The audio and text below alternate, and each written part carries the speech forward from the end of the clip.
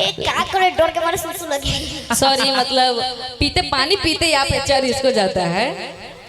कहे तना रो तारू हकजड़ा के गो तारू दुखवा के बोझा दिल में कैसन धो तारू। बाप रे बाप रे दुख के बोझा बा केकरा से कह। ससुरा से काहे अइलू गावे तोहर बारा याद आवत रहे। अपना बारे में आ गई कि अपना बारे में पियवा हाँ कुछ ना बतावे है हमारा से जाने खाते। अंकेश भैया बोल हमारा से जाने खाते हकरिया धारावे है हमारा से जाने खाती क्रिया धारावे है हमारा से जाने खाती। कहे तना रो तारू कजरा के धो तारू गवा के बोझा कैसन धो तारू। ससुरा से काहे अइलू गावे और अपना बारे में पियवा कुछ ना बतावे है अपना बारे में पियवा कुछ ना बतावे है हमारा से जाने खातिर क्रिया धारावे है हमारा से जाने खातिर क्रिया धारावे है हमारा से जाने। एक राज और बता देते हैं कि संकल का सारा पोल खोली दे रहे हैं। अतन का धनंजय भैया बहुत पोल खोला।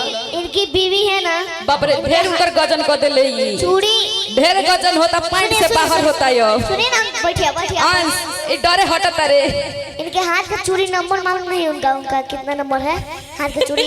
लेकिन धनंजय भैया को मालूम है तो उधर गए थे तो चूड़ी अब खरीद अभी झगड़ा लगे वाला बात होता। और यार चूड़ी और हां एवरी बात धनंजय भैया लाए थे। अच्छा उनके लिए के संकल को मालूम है तो कितना नाप है आई कलरों बात मालूम है। ये बात है का लेकिन गलत बात है मतलब मेहरारू के कलर नाम ना मालूम रही दोसर कोई पड़ोसन याद रखत उनकर मेहरारू के कलर काका इनका नंबर याद रखत नहीं ररो पता नहीं थी कति कति के नंबर याद रखत नहीं इनको याद है इनको याद घर है। बेइज्जती तो हंस न हंस संख्या बोल रहे थे हमको याद है सब याद है।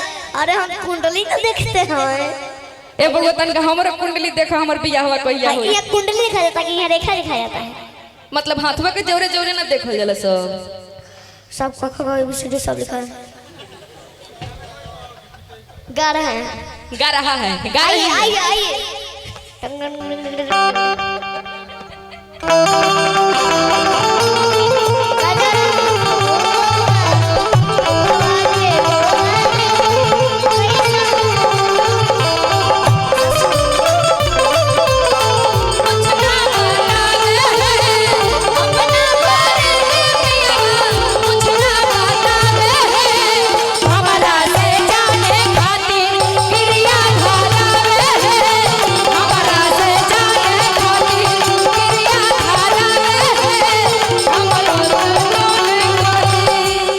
देखिए कितना जोर से गाल उखाड़ रहा है। नहीं अब प्यार ताकि अब नया में आया जाए नया में काहे पीछा पड़ल बारो हमारे पे मरल बारो हमठ फुक पियो तारो दूध से कंचरल पर तो के कर जगवलू हो बगिया गुड़ी बरजेस के कहाँ बुतवलू हो अगिया गुड़ी रति अगिया अगिया चाहे रति कहां पुतावल पितौलू बना हाँ हम बुतवलू बोले हैं हां तो हरी हरी ओ हरी तोर झूठल गवना बगिया ए गोरी की हरी हरी ओदनी तोर झूठल गवना काहे पीछा पड़ल बारो हमरे तो मरल बारो मठ फुकी पिया तारो दूध से कचरल बारो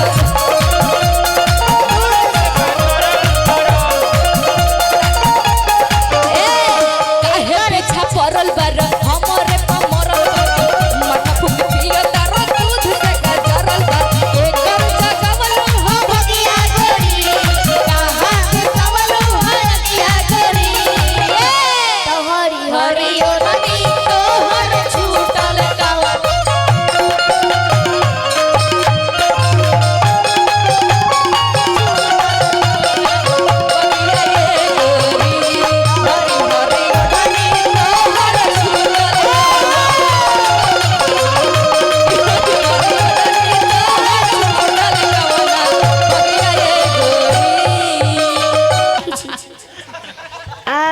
उनके घर में गए, अंकल अंकल बोल रहा ये घर अंकल, अरे अंश तुम घूम के आया है ना? सुबह बोला अंश मेरे घर में आया था, याद है? अंकेश अंकल जब आपको हाउ करने के बाद आपको याद नहीं रहता तो हमको सोने के बाद याद नहीं रहता। हम सोचे कि प्ले बटन किसका है भाई, हम किसके घर में ढुके हुए हैं, हमको कुछ नहीं मालूम है। हम बोले रे भाई कोनो लड़के के घर में हॉस्टल तो होता है, ये लड़की वाला हॉस्टल नहीं होता है, उसमें तो नहीं घुस गए हम वो। फिर जब प्ले बटन आँख खोल के देखना है प्ले बटन अंकेश अंकल का, अच्छा ये अंकेश अंकल का घर है। तो समझ गए कि अंकेश अंकल कितना कुटाते हैं अपने पत्नी से। हम समझ गए बाहर ये निकली जब ये कर लिए थे ना उस काम, तो हम लोग को क्या है ले गए अपने घर में कि बच सके, इनको डांटे ना। और जब हम लोग चल गए हो तो पूरा घर हिल रहा हो।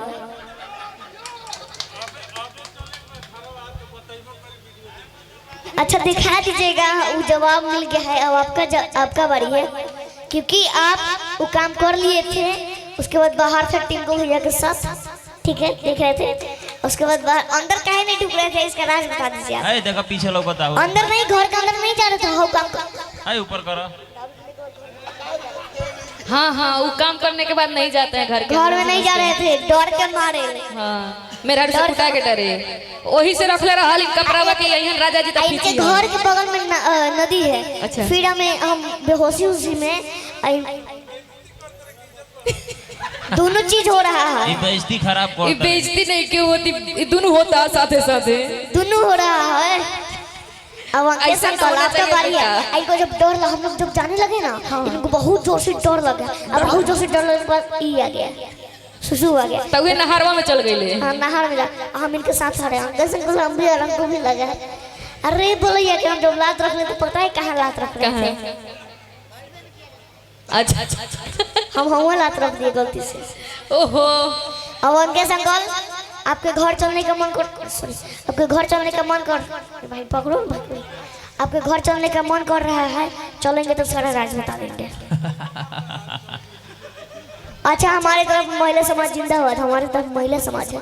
क्या बात है? नीतीश कुमार की पार्टी हो गया शायद, क्योंकि नीतीश कुमार को ज्यादा वोट देते हैं लड़की लोग, ठीक है।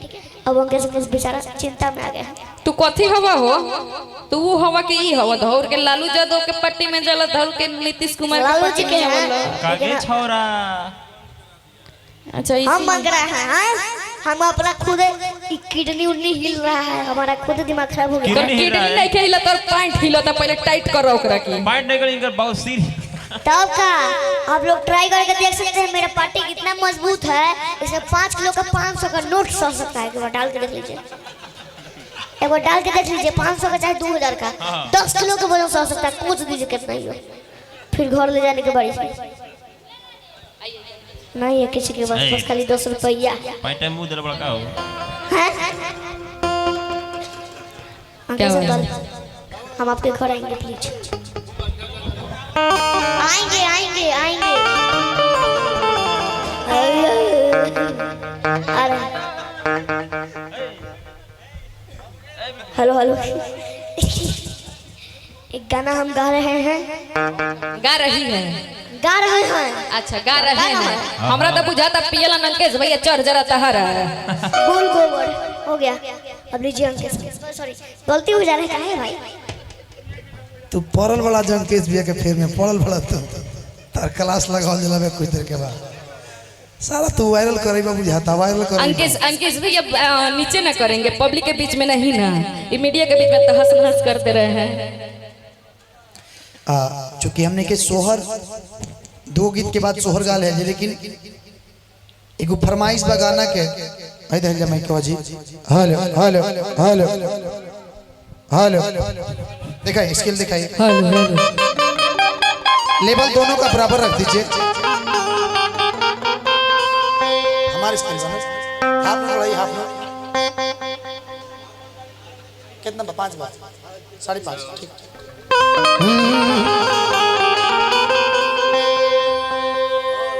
एगो गाना की फरमाइश आइल बा 2 लाइन खाती, ओकरा के गा देता नहीं। ओकरा बाद एगो गाना, ओकरा बाद सोहर की भी फरमाइश बा। अच्छा चारों लोग के बोला तुरंत एक गाना के बाद कि बेवफा तेरा मासूम चेहरा बेवफा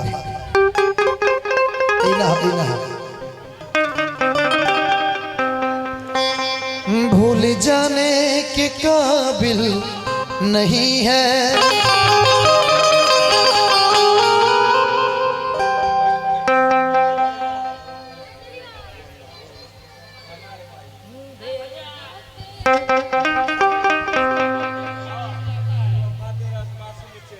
ना ना ना तारा कहते नहीं कहो था नहीं।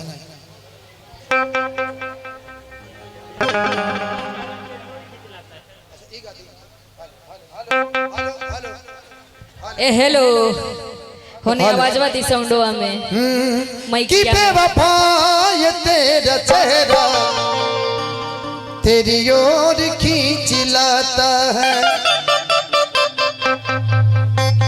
जितना भुलाना चाहो तुम उतना याद आता है। आखिर का है एगो लड़का